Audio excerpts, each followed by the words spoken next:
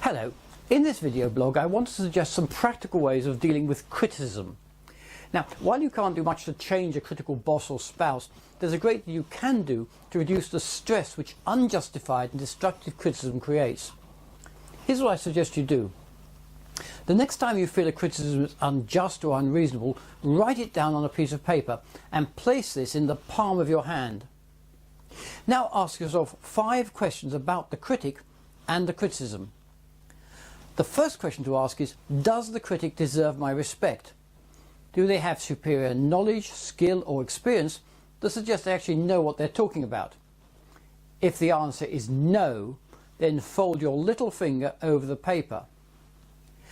Now ask, is the criticism reasonable? Was it expressed in a way designed to point out and improve your performance, or merely used as an excuse to launch a personal attack on you? Was it stated calmly and coherently, or blurted out in a rage which took the remarks to extremes? If you regard the criticism as unreasonable, then fold down the second finger over the paper. Now ask, is the criticism realistic? Any time you are blamed for something beyond your control, regard the criticism as unrealistic and fold down your middle finger. Now ask, is the criticism relevant?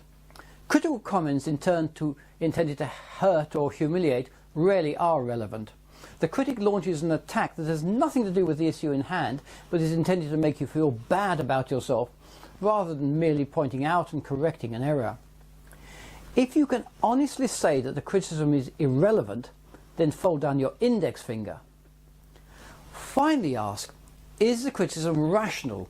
Is it a fair and objective appraisal of all the relevant information?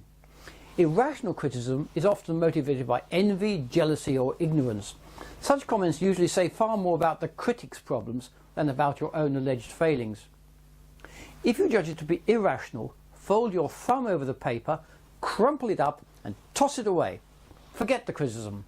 The comments are clearly not worth any further time or effort on your part. Destroying a criticism in this way helps banish painful emotions. Imagine your stress being discarded into the bin with the ball of crumpled paper.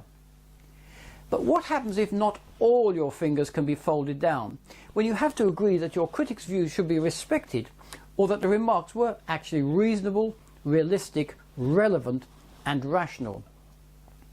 In this case, set aside your wounded pride and hurt feelings and learn from those comments. Even harshly expressed criticisms can contain helpful and useful points. Suggestions for ways of behaving in future that will improve your performance and avoid a repetition of the same mistake. In my next video blog, I'll be discussing practical ways to benefit from criticisms, those criticisms you do judge to be in some ways helpful.